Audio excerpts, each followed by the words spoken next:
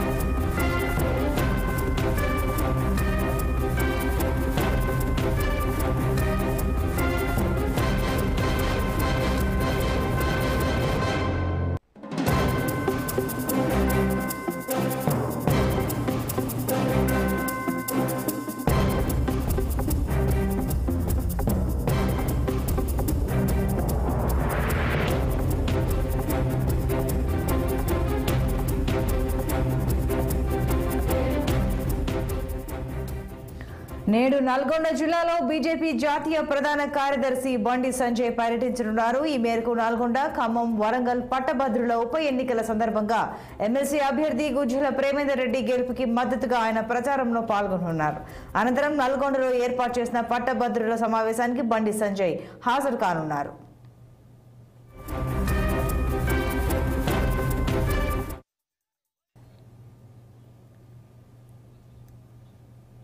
మరింత సమాచారం మా ప్రతినిధి పరమేష్ అందిస్తారు. పరమేష్, చెప్పండి, బండి సంజయ్ పర్యటనకు సంబంధించి వివరాలు ఏంటి?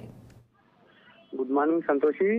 బీజేపీ జాతీయ కార్యదర్శి కరీంనగర్ ఎంపీ బండి సంజయ్ అయితే ఈరోజు నల్గొండ పట్టణంలో పర్యటించనున్నారు. అయితే ఉదయం 10:30కు నల్గొండ పట్టణంలోని బండారి గార్డెన్స్ లో ఏర్పాటు చేసిన పట్టభద్రుల సమావేశానికి అయితే ముఖ్య అతిథిగా పాల్గొని ఆ సమావేశంలో మాట్లాడనున్నారు. ఏదైతే ఈ రోజు తోటి ప్రచారం ముగియడంతో అయితే